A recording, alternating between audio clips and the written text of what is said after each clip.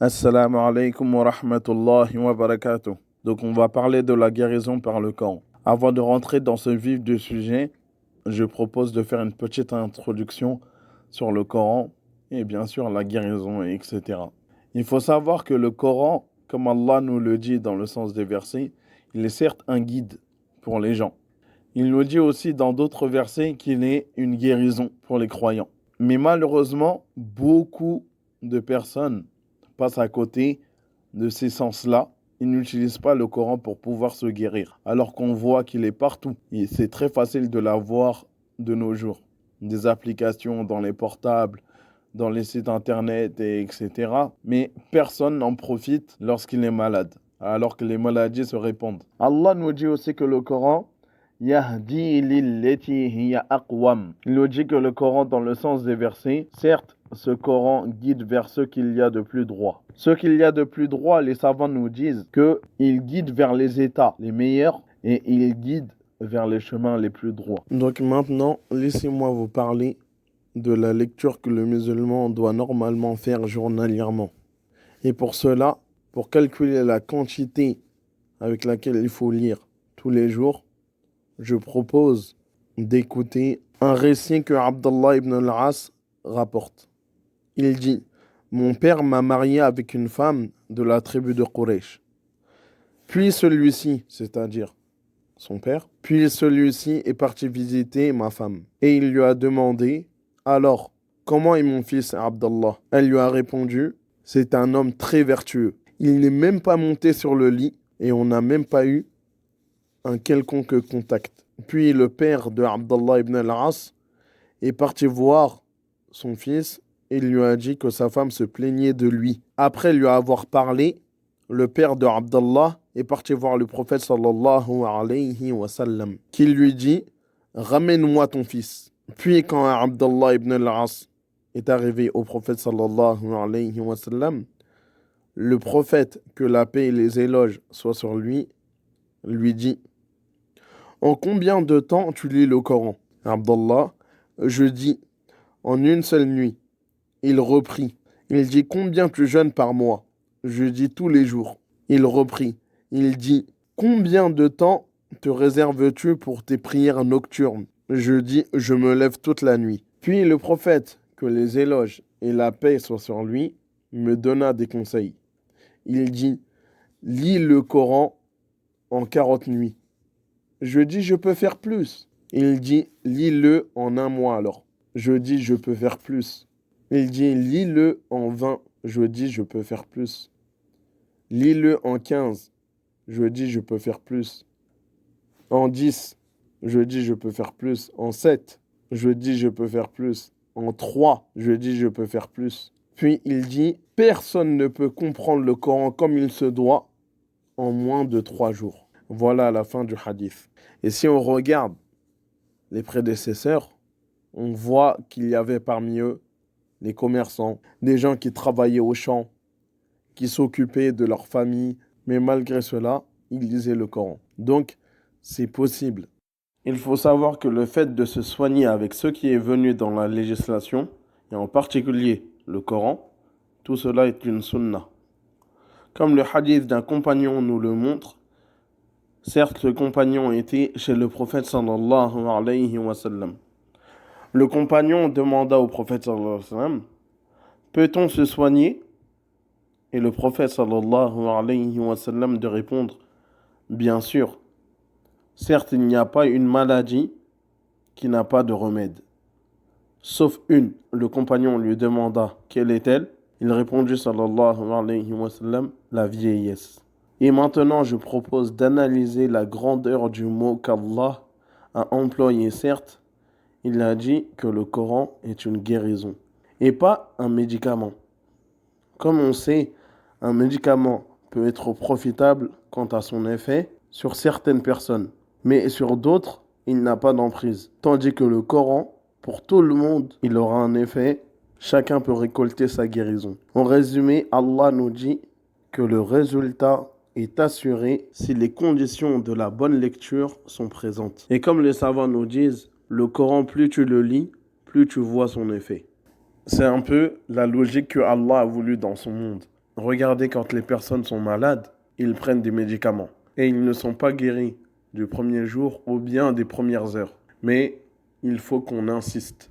Et quand on fait ça et qu'on fait régulièrement, Inch'Allah, ça va avoir son impact. Le cheikh qui a fait l'original de cet audio raconte qu'un étudiant de l'université de Médine est venu se plaindre auprès de lui pour lui dire qu'il sentait qu'il était possédé. Il dit, je lui ai alors dit, va lire Surat al-Baqarah pendant une semaine. Et après, reviens me voir. Une semaine passa et il revint.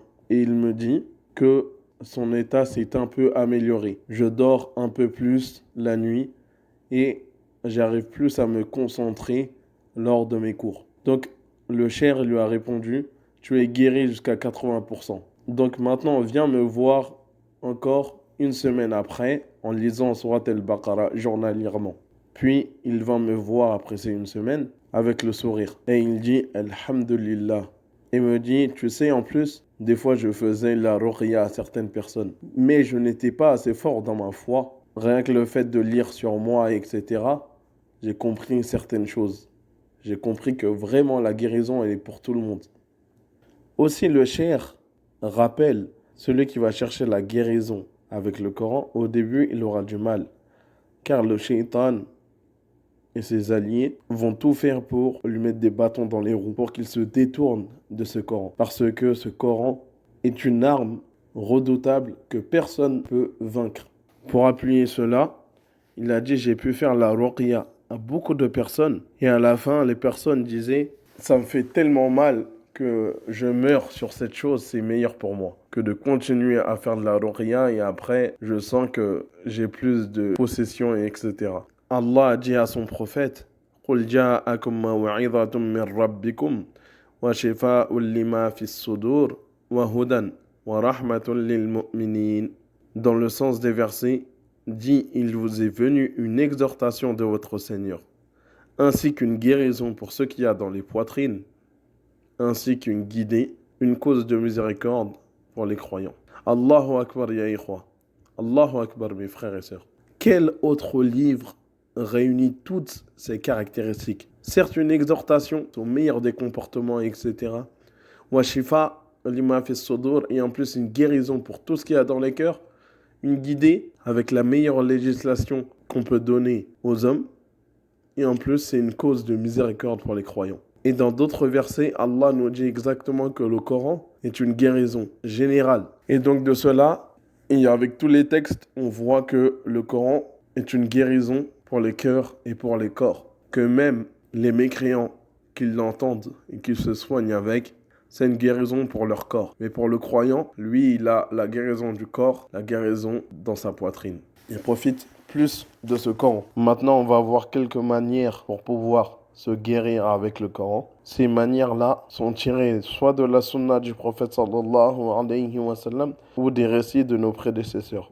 Pourquoi on prend de cela? Car Allah est dit dans le sens des versets, tout ce que le prophète vous donne, alors prenez-le. Et cela est pris aussi des récits de nos prédécesseurs, car Allah nous ordonne de suivre ceux qui ont été bien guidés. Tout ce qu'on va énumérer est valable pour la personne qui veut se soigner elle-même, ou bien la personne qui veut soigner quelqu'un d'autre par le Coran.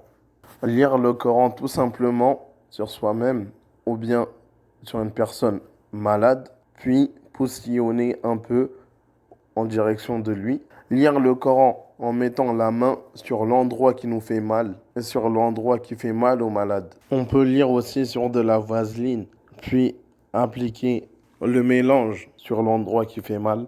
On peut aussi lire le Coran sur le malade, puis essuyer son corps. Il a été révélé du prophète sallallahu alayhi wa sallam qu'il avait mis un peu de salive sur son doigt, puis avait touché la terre ou bien le sol, puis il essuie cela sur le corps du malade. Aussi, il peut lire le Coran sur du zaytoun, c'est-à-dire l'huile d'olive, ou bien même de l'eau, puis il peut ordonner à la personne de se laver avec et de boire un peu. Il peut aussi écrire à l'aide d'encre ou de safran sur une planche, puis la mélanger avec de l'eau, mélanger l'écriture avec de l'eau et faire du contenant quelque chose à boire ou à se laver. Bien sûr, les écritures du Coran. Quelques conseils pour que ta récitation soit profitable. Si tu veux que ta récitation soit profitable, il faut que tu sois paré de l'unicité d'Allah, bien sûr. Il faut que tu sois sincère envers Allah.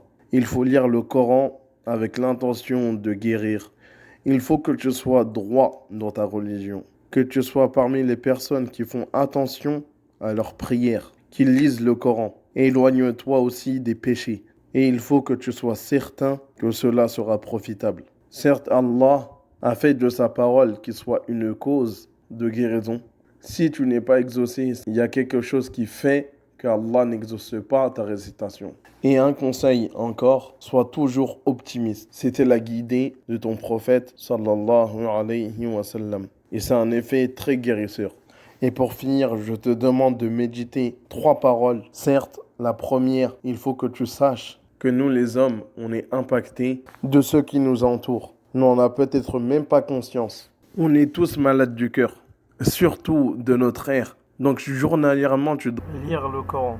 C'est pour ça que cher Ali Touedjiri, celui qui a fait ce cours à la base, dit « Notre cœur va mourir si on ne vit pas avec le Coran ». Et la plupart des mots qui nous touchent, c'est parce qu'on s'éloigne du Coran. Et ça, c'est notre deuxième point. Allah rapporte les paroles de son prophète, sallallahu alayhi wa sallam. Il dit, dans le sens des versets, « Ô Seigneur, certes mon peuple a pris pour une chose délaissée ce Coran. » Et troisième conseil, et rappelez-vous beaucoup, Uthman ibn Affan, radiyallahu anhu, il dit, « Law tahurat qulubukum ma shabi'at min kalami rabbikum. » Si vos cœurs étaient purs, jamais ils ne se seraient rassasiés des paroles de votre Seigneur. Voilà.